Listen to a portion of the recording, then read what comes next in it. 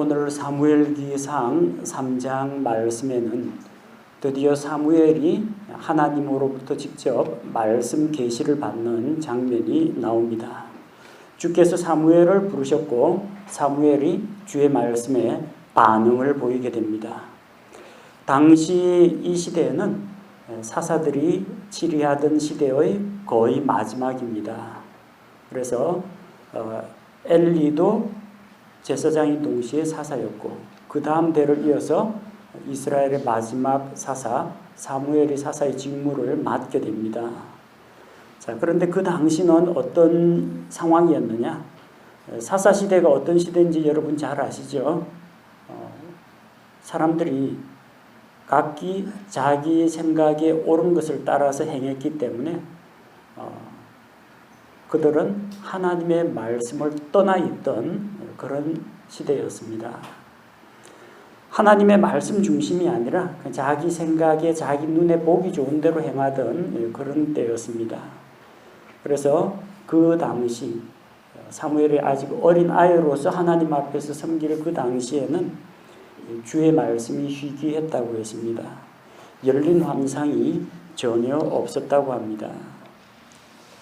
사무엘은 레위 지파 사람입니다. 자기 아버지가 레위 사람이고 사무엘 역시 레위 사람입니다. 다만 아론의 직계 자손은 아니기 때문에 제사장은 아니고 레위 사람으로서 엘리와 함께 주의 성소에서 섬기는 일을 했습니다. 그 당시 주의 말씀이 희귀했다라고 하는데 이런 일이 참 비극적인 일입니다. 분명히 백성들은 성소에 나와가지고 하나님께 희생 헌물을 드립니다. 제사장이 헌물을 가로챕니다. 이 어떻게 하나님께 희생물을 드리는지 모세의 율법책을 보면 다 나와 있습니다. 기록된 성경 말씀에 다 나와요. 제사장이 어느 부분을 가져가고 먼저 하나님께 피와 기름을 드려야 하고 다 나와요. 그런데 주의 말씀이 희귀하다니 이게 무슨 말입니까? 하나님께서 율법의 말씀을 주시면서 너는 그것을 부지런히 읽고 벽에 기록하고 내 아들 딸들에게 수시로 가르치라. 그렇게 말씀하셨는데 하나님의 말씀이 제대로 가르쳐지지 않았다는 겁니다. 제사장이 백성에게 대언자가 백성에게 말씀을 가르쳐야 하는데 그러질 않았다는 이야기입니다.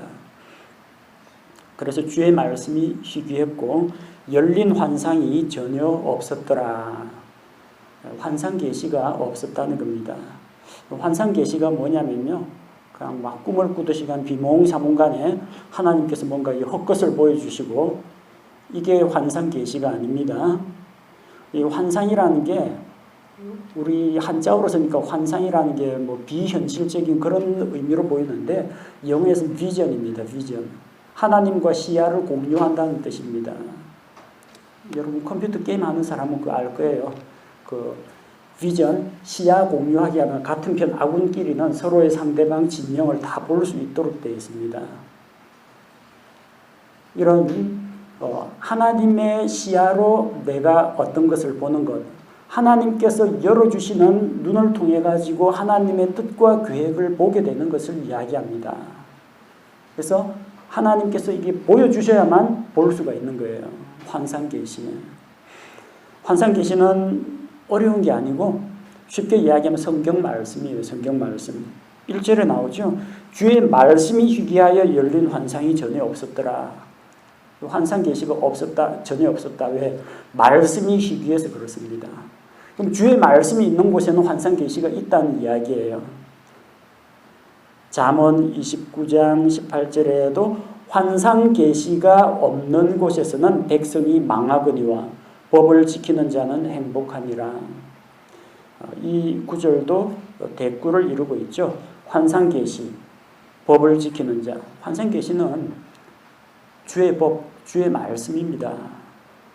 그래서 환상을 좇으려고 막 기도에 빠져가지고 무아지경에 이르고 하나님께서 내게 꿈으로 뭔가를 보여주시고 내가 거의 정신을 잃었을 때 남들은 보지 못한데 내 눈에 막 이상이 보이고 이런 게 환상 계시가 아니란 이야기입니다. 환상 계시는 말씀입니다. 말씀 계시입니다. 근데 왜 열린 환상이라고 하느냐? 열린 환상은 이제 오픈, 열린 환상. 열려 있다는 것은 뭘 말하느냐면 일반인들에게 열려 있는 공개된 말씀을 이야기합니다.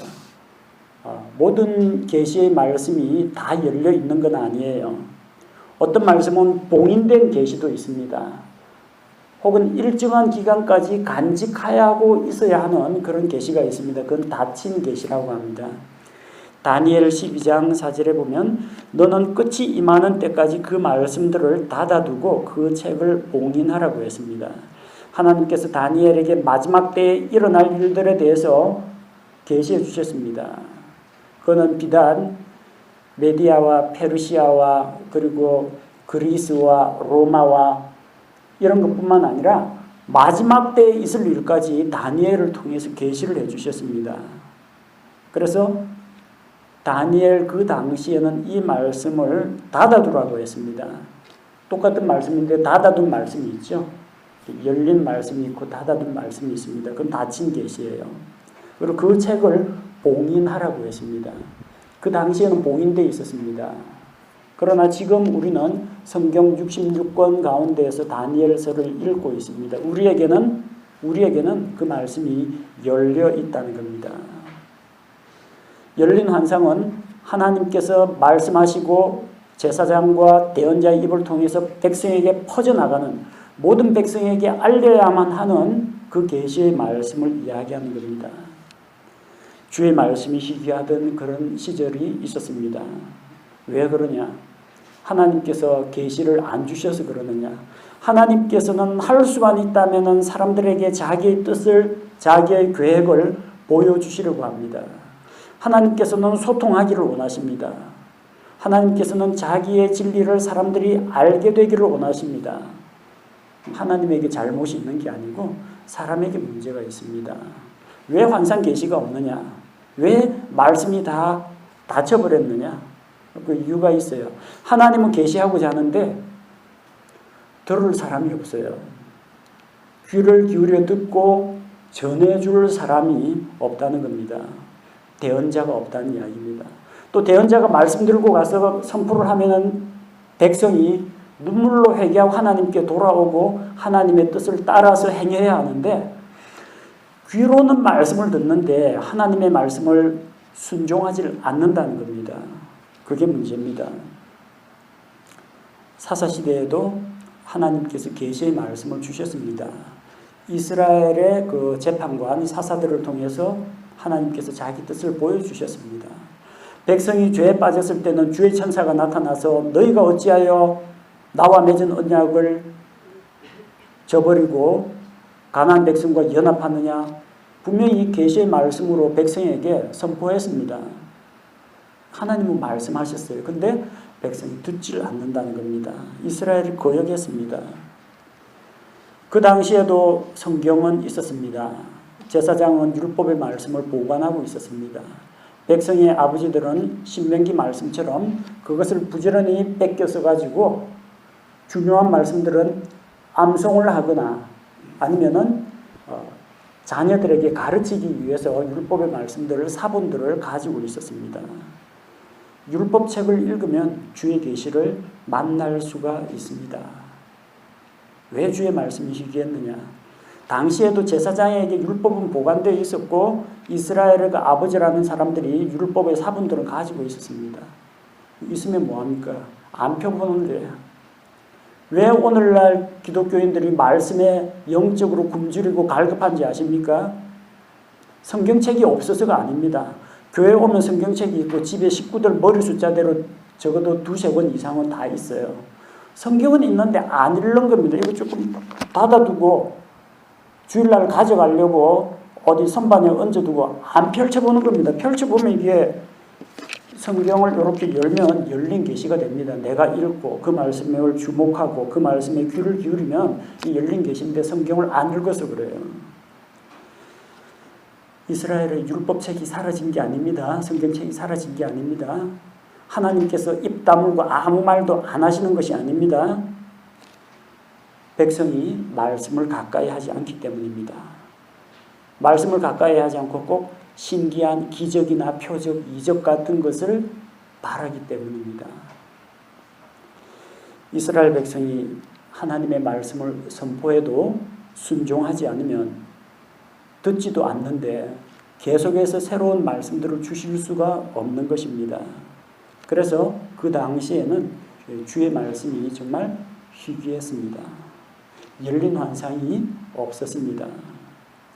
하나님께서는 말씀하시고자 하는데 들을 사람이 없어요. 들을 귀를 갖춘 사람이 없어서 그렇습니다. 바로 그 들을 귀가 열린 사람이 없다는 게 오늘 본문에 나오는 사건을 통해서 우리가 다시 한번 확인할 수가 있습니다. 2절에 보니까 엘리의 눈이 점점 어두워졌다고 합니다. 나이가 들면 몸 여기저기 삐그덕거리고 그 다음에 어디 몸이 아프고 쑤시고 하는 것뿐만 아니라 이게 귀가 어두워지고 눈이 시력이 약해집니다. 눈이 점점 어두워졌어요. 노화로 인해서 시력이 저하되는 겁니다. 엘리가 무슨 스마트폰이나 텔레비전을 많이 봐가지고 그런 건 아니고요. 그 당시에는 맑은 공기에다가 이 전자 매체 같은 것도 없었어요. 다 그냥 넓은 들판에서 양치기 때문에 다 시력들 다 좋습니다. 하지만 노화는 어쩔 수가 없습니다. 늙으면 눈이 침침해집니다. 또 자주 졸리고 그렇습니다. 몸만 그렇게 됐느냐? 영적으로도 영적인 눈이 어두워졌습니다. 무엇을 보면 알 수 있느냐? 눈이 어두워가지고 하나님하고 이 자식들 중에서 누가 더 소중한지를 분별하지를 못하는 겁니다. 젊은 시절에는 막 의욕이 넘쳐가지고 하나님 중심했다가 나중에 이제 영적으로 그냥 해이해지고 다 만사 귀찮고 애들은 머리가 커가지고 말도 안 듣고 하니까 그냥 말씀대로 아이들을 잡아서 양육시키지를 못하는 겁니다. 아들들이 죄짓고 하나님 앞에 불법을 저지르는데도 몰랐어요.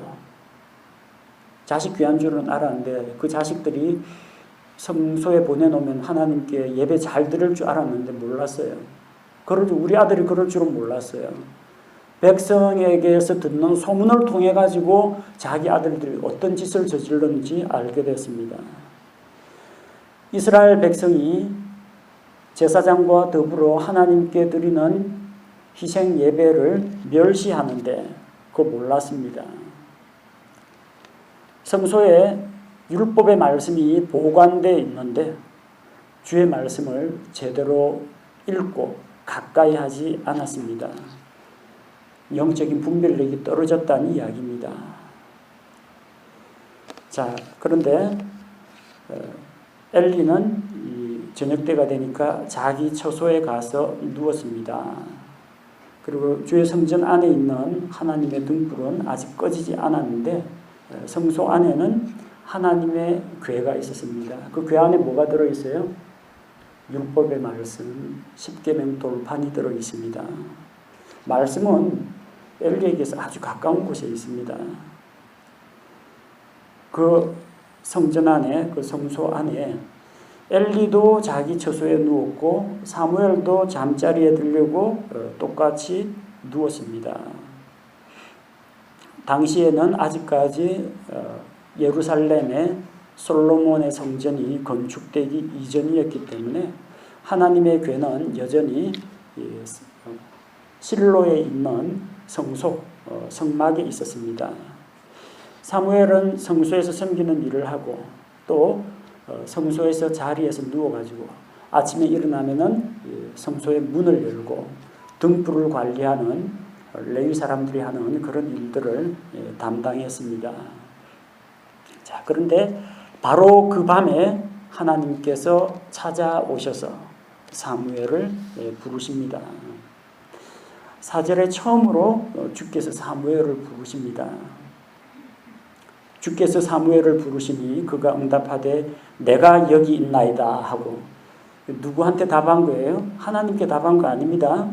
5절에 보면 엘리에게 달려가서 이르되 그러니까 내가 여기 있나이다는 누구한테 이야기했냐면 엘리에게 달려가면서 이야기한 겁니다. 당신이 나를 부르셨기 때문에 내가 여기 있나이다 하니까 나는 너를 부르지 않았다. 다시 가서 누우라고 합니다. 성소에 두 사람이 있습니다. 엘리는 수십 년 경력을 갖추고 있는 아주 오래된 제사장입니다. 사무엘은 제사장은 아니고요. 나이도 어린 레위 사람입니다. 엘리도 자려고 자리에 누웠고 사무엘도 자려고 자리에 누웠습니다. 똑같은 장소에 있었습니다. 똑같은 장소에 두 사람이 있었습니다.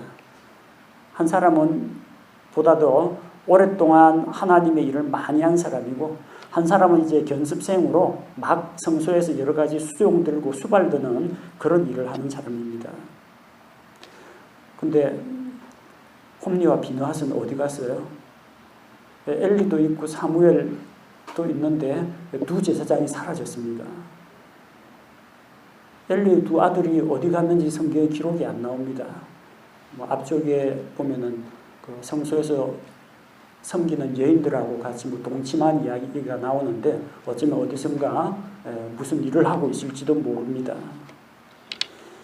똑같이 두 사람이 있고 똑같이 레위 사람이고 똑같이 잠자리에 들려고 하는 사람이에요. 근데 왜 주께서 엘리를 부르지 않고 사무엘을 부르셨냐는 겁니다. 엘리가 늙어서 귀가 어두워서 잘 못 듣는다고요? 그럼 홈리와 비느핫을 그 젊은 청년들 찾아가지.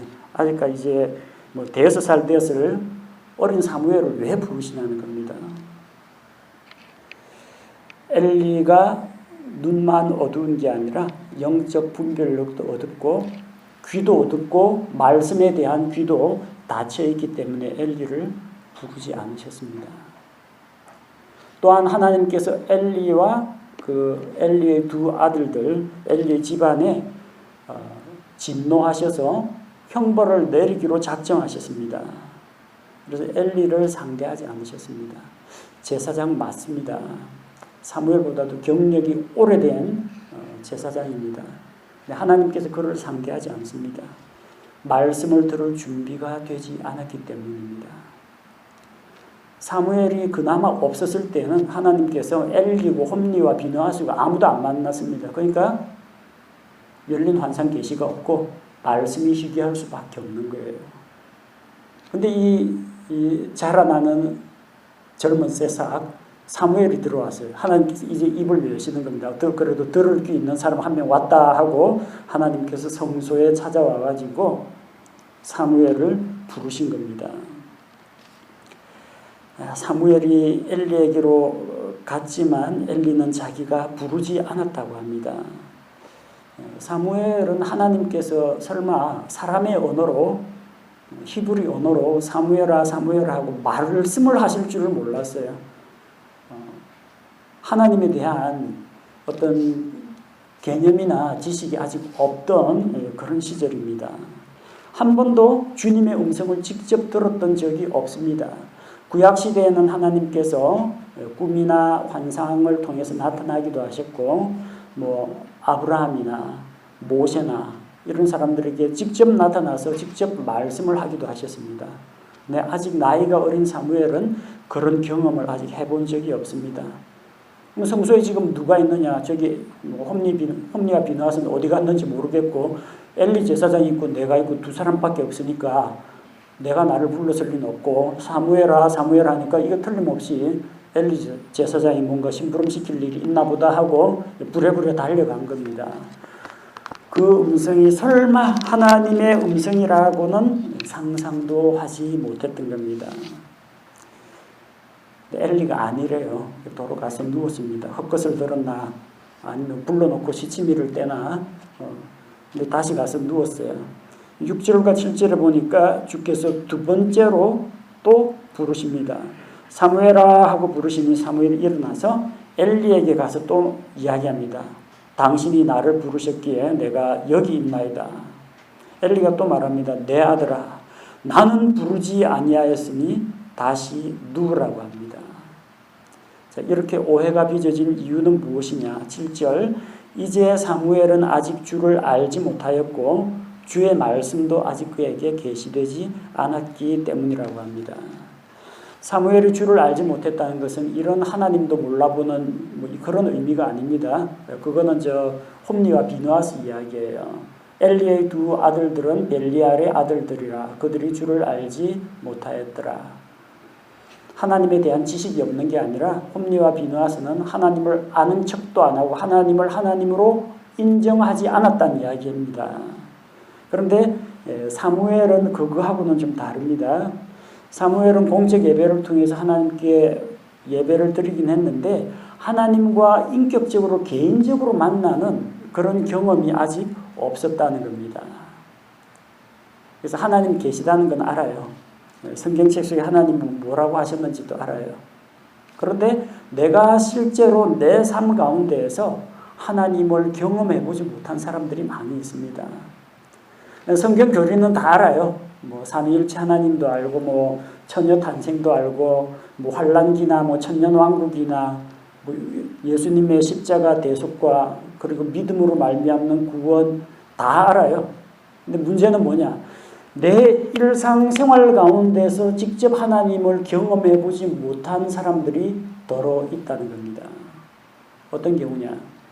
기도하면 응답받는다는 것은 기도 응답에 확신을 주는 말씀들 뭐 요한복음 16장 24절 마태복음 7장 7절 8절 다 외웁니다. 근데 이 예수님을 믿은 지 얼마 안 돼가지고 어떻게 기도하는지도 모르고 하나님 앞에서 간절하게 자기 마음속에 품은 생각과 뜻과 감정을 이야기하고 하나님께 뭔가를 간구하고 그리고 기도를 했더니 하나님께서 기도 응답을 주셨다. 이 체험이 없는 사람들이 있어요. 그 사람은 기도에 대해서는 아는데 기도는 모르는 사람입니다. 마찬가지로 성경학자나 심지어 목회자들 가운데에서도 하나님에 대해서는 아는데 하나님을 알지 못하는 사람이 있어요. 하나님을 개인적으로 경험하지 못한 그런 경우가 있다는 겁니다. 사무엘은 아직 나이도 어리고 경험도 적습니다. 부모 품을 떠나가지고 젖대자마자 이 어린아이가 와가지고 이제 하나씩 율법과 제사장과 레위 사람들의 책무에 대해서 배워나갑니다. 시키는 일만 이렇게 했지 자기가 어떤 주도적으로 하나님이여 나의 기도에 응답하소서 하고 부르짖거나 하나님 이런 경우에는 어떻게 하면 좋겠습니까 하고 하나님의 어떤 말씀을 기다리거나 그러지는 못했다는 겁니다. 여러분 그래서 하나님을 여러분 관념적으로 알고 있거나 어떤 나의 이성과 지식으로만 알고 있는 게 아니라 실제 하나님을 만나야 됩니다. 여러분에게 자꾸 체험을 강조하는 걸로 미칠지 모르는데 실제로 내가 알고 믿는 그 하나님을 내가 맛보아 알아야 합니다. 시편 34편 8절에 오 주께서 선하신 것을 맛보고 알지어다. 그분을 신뢰하는 사람은 복이 있도다. 사과를 보면 저 사과는 새콤달콤할 거야. 우리가 알고 있습니다. 오렌지는 상큼하다는 거 알고 있습니다. 근데 그건 아는 거고요. 그거 입에 넣고 한번 깨물어 봐야 그 맛을 압니다. 그리고 그 맛은 누가 아느냐? 지금 먹고 있는 사람만 압니다. 옆에서 지켜보면 야 그거 맛있겠다. 시지 않니 달지 않니 혼자서 앞만 떠들어봤자 그 사람은 그 맛을 느끼지는 못합니다. 입에 넣고 오물오물 씹는 사람만 그 맛을 압니다. 내가 작년 가을에 사과 먹어봐서 알아. 그 사과 어떤 맛이지? 아닙니다. 이번 사과 어떤 맛인지 그 눈에 보이는 사과를 들고 깨물어 봐야 이 사과 맛이 어떤지 알게 되는 겁니다. 옛날이 아니라 지금 현재 내가 하나님의 말씀을 하나님을 경험하고 있느냐가 중요합니다. 남들은 몰라요. 먹는 그 사람만 압니다. 하나님하고의 관계도 그렇습니다. 남들은 알지 못합니다. 오직 하나님과 나 둘 사이에 개인적이고 인격적이고 친밀한 관계가 형성되어야만 직접 하나님을 경험하고 성경 말씀처럼 주님의 선하심을 맛보아 알게 되는 것입니다. 근데 사무엘은 아직까지 한 번도 하나님으로부터 직접 말씀을 들어본 경험, 하나님으로부터 계시를 받아본 그런 경험이 없다는 겁니다. 여러분 계시의 말씀은 이미 우리에게 성경 66권 기록이 완성됐기 때문에 이미 우리에게 주어졌어요. 계시의 말씀이 있는데 이거 성경책 닫아놓고 집에서 안 열어보면요. 이거는 열린 환상 계시가 아니라 닫힌 성경입니다. 열어주세요. 그래서 여러분 그 여행용으로 가방에 넣고 다니는 것은 이제 지퍼 성경 사용하면 성경책 안 구겨지고 좋습니다. 근데 저는 집에서 사용하는 성경은 지퍼 성경 쓰지 않고 그냥 펼쳐두는 성경으로 합니다. 이게 넘기기가 더 좋아요. 항상 언제든지 성경을 열어볼 수 있도록 하는 겁니다. 이렇게 성경 말씀을 가까이 하다 보면 약속의 말씀을 발견합니다. 또 내가 이 말씀이 그러한지 과연 한번 도전해 보겠다. 이 말씀에 한번 순종해 보겠다. 그렇게 해서 그 결과를 직접 누릴 때 하나님을 만나게 됩니다.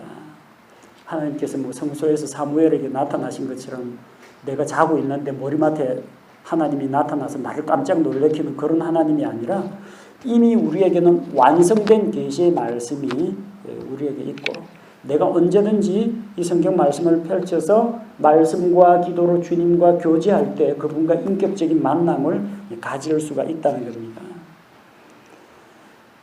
두 번이나 하나님께서 부르셨는데 사무엘은 그래서 놓치고 말았습니다. 8절과 9절에 보니까 주께서 다시 세 번째 하나님도 참 인내심이 대단하십니다. 세 번째 사무엘을 부르셨습니다. 주께서 사무엘을 부르셨는데 사무엘은 또 엘리를 찾아갑니다. 엘리는 그제서야 주께서 사무엘을 부르셨다는 것을 알게 됩니다.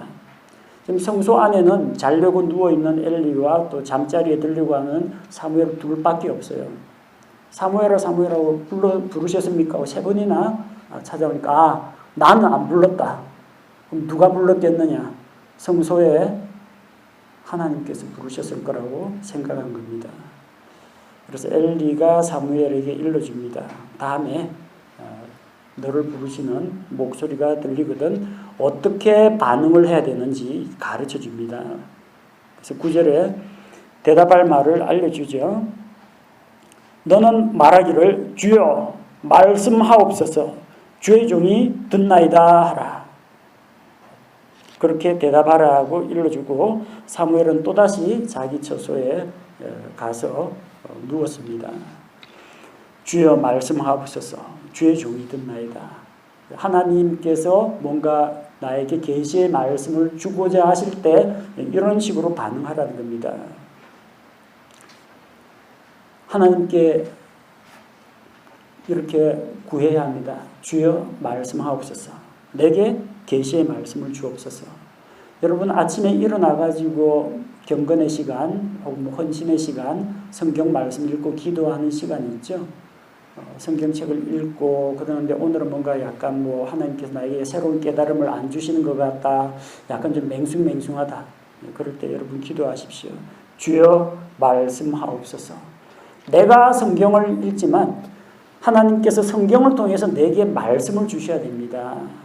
내가 성경을 갖고 막 분석하고 연구하고 그런 자세로 아침에 경건의 시간 갖지 마시고요. 하나님께서 성경을 통해서 내게 말씀하시도록 하나님께서 말할 기회를 드려야 됩니다. 주님 말씀하옵소서. 뭐든지 말씀하시면 제가 듣겠습니다. 그리고 주의 종이 우리가 주님의 종이라는 것을 인정해야 됩니다. 주의 종입니다. 그럼 이 주님은 주여 주여 하는 걸 습관적으로 부르는 그 주가 아니라 주인 주자, 진짜 만왕의 왕이시요 만주의 주가 되시며 온 우주 만물의 주인이시고 특히 나 개인의 주님이십니다. 나의 구원자 주님이 되시고 또 나의 삶을 다스리시는 통치자 주님이 되십니다. 그분이 나의 주님, 나는 그분의 종이라는 것을 인정해야 됩니다. 주인이고 종이면 그 다음에 자연스럽게 뭐가 나와요? 종에게 필요한 것은 순종, 말씀에 순종하게 된다는 겁니다.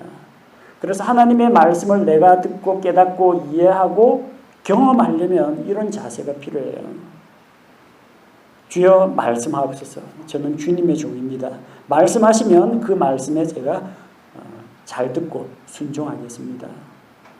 우리 말에서 이게 말 잘 듣네. 심부름 잘하고 시키는 대로 잘 착하다, 말 잘 듣네 하잖아요. 그 잘 듣네 할 때 그 듣다가 이 히어링, 귀로 듣는 게 아니고요. 일단 귀로 들은 다음에 행동으로 옮기는 거, 두 가지를 같이 이야기합니다. 주께서 말씀하실 때 귀 기울여서 잘 들어야 됩니다. 그 다음에 하나님 말씀 잘 들어야 됩니다. 순종해야 됩니다. 순종하는 자에게 하나님께서 그 다음 계시를 보여주십니다. 다음에도 하나님께서 깨달음을 주십니다. 다음에도 하나님의 말씀을 경험할 수 있도록 해주시는 겁니다. 그래서 이제 엘리에게서 배웠습니다. 하나님께서 10절에 보니까 주께서 오셔서 서시고 다른 때와 같이 사무엘아 사무엘아 하고 부르시니, 하나님께서 저기 셋째 하늘에서 사무엘을 이렇게 외쳐 부르신 게 아니고요. 10절에 보니까 주께서 오셔서 서시고 거룩하신 하나님의 임재를 이야기합니다. 성소에는 하나님의 영광이 임합니다. 하나님께서 사무엘을 찾아오셨습니다. 지극히 사적이고 개인적이고 친밀한 관계라는 것을 이야기하는 겁니다. 여러분 저기 멀리 떨어진 사람하고 영상 통화한다거나 음성 통화한다, 거리가 멀죠. 근데 그 사람이 내 집 문 앞에 탁 찾아와가지고 집에 있어 하고 문 열어주면 탁 들어오면 얼마나 반갑고 기쁩니까? 그런데 저 수십억 수백 광년 떨어져 있는 저 북쪽 하늘에서 하나님께서 이 이스라엘 땅에 이 조그마한 천막 성소에 하나님께서 찾아오셔서 성소에 찾아오셔서 서서 사무엘을 부르고 계신 겁니다. 이 얼마나 감격적인 상황입니까? 하나님께서 찾아와서 불렀습니다. 이번이 몇 번째예요? 네 번째입니다. 네 번째. 주께서 네 번째 사무엘을 찾아와 부르셨고 사무엘은 엘리 제사장이 가르쳐준 대로 대답을 했습니다. 주의 말씀하옵소서. 주의 종이 듣나이다. 하나님께서는 말씀하시고 사무엘은 들을 준비가 되어 있습니다. 하나님의 말씀 계시, 환상 계시는 사람들에게 주고자 하더라도 들을 귀가 있는 사람, 들을 준비가 되어 있는 사람이 듣게 된다는 겁니다.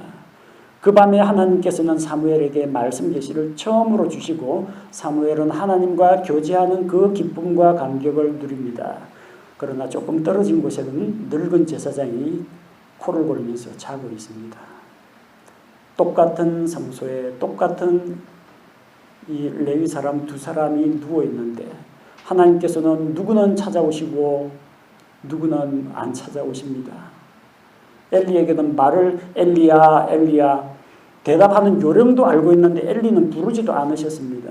사무엘만 애타게 4번씩이나 부르고 찾아오셨습니다. 하나님은 찾아와서 자기의 뜻을 보여주기를 원하십니다. 하나님은 사람들에게 자기를 계시하시고 사람과 교제하기를 원하신다는 겁니다. 문제는 우리가 준비가 되어 있느냐 하는 것입니다. 오늘 사무엘이 하나님을 만나는 주님의 말씀을 듣고 계시를 받는 이 놀라운 그 경험들이 우리 성도들 모두에게도 임하기를 바랍니다. 하나님께서 누구에게 말씀을 통해 계시하는가? 영적으로 눈이 어둡고 귀가 어둡고 영적 분별력이 흐려진 자에게는 말씀하지 않으십니다. 분명히 엘리의 집안의 대언자를 통해서 하나님께서 말씀을 주셨습니다. 엘리가 그 대언자의 말씀을 듣고 자식들을 바로 잡아야 하는데 말로만 꾸짖고 아무런 징계도 하지 않았습니다. 하나님보다 자기 아들들을 더 소중하게 여겼습니다. 하나님께서는 하나님의 말씀을 듣고자 하는 자에게 말씀을 들려주십니다. 말씀을 듣고 순종하는 자에게 환상 계시 말씀을 보여주시는 겁니다. 만약 여러분의 삶 가운데에서 주의 말씀이 희귀해졌다 그런 경험이 있으면 하나님이 입이 막혀가지고 말을 못하는 게 아니고요. 나에게 혹시 내가 하나님의 말씀에 귀 기울이지 않거나 불순종한 것은 없는지 한번 돌아볼 필요가 있습니다. 주의 말씀이 희귀하고 말씀이 내게 없다. 그러면은 여러분 계시된 성경 말씀을 펼쳐들고 성경 말씀을 읽으면서 주여 말씀하옵소서. 오늘 제게 필요한 말씀을 들려주옵소서. 성경을 읽으면서 하나님께 기도하시기 바랍니다. 나이가 많다고 잘 깨닫는 거 아닙니다. 신학 공부 많이 했다고 깨닫는 거 아닙니다. 엘리 제사장하고 어린 사무엘은 지식이나 경험에서 감히 비교가 안 됩니다. 그런데 누가 하나님의 말씀을 들었습니까?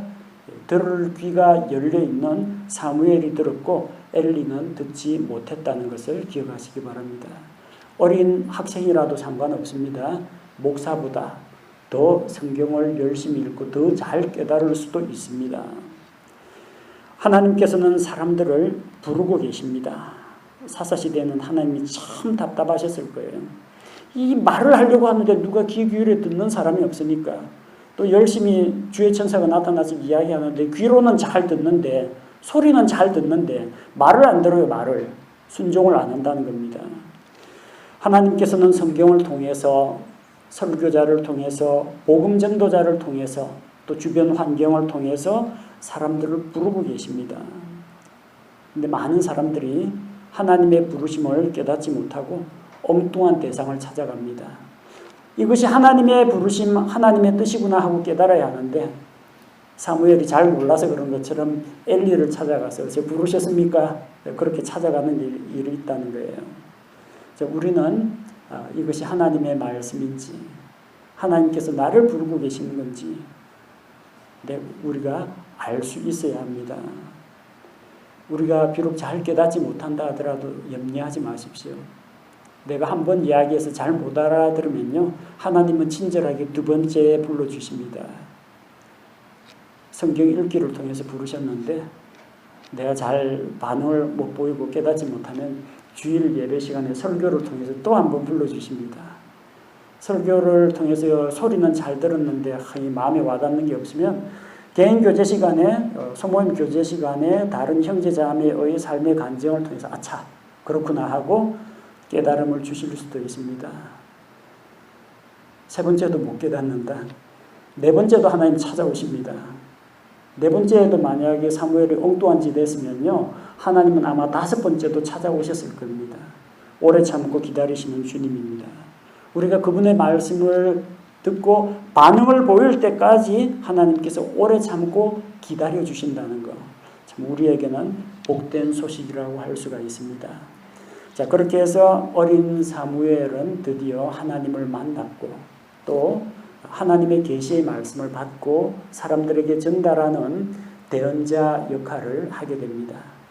먼저 하나님의 복음의 말씀, 먼저 하나님의 성경 말씀을 받은 우리가 하나님의 말씀을 듣고 순종하고 또 다른 사람에게 하나님의 말씀을 전하는 이런 대언자와 같은 역할을 해야 되겠습니다.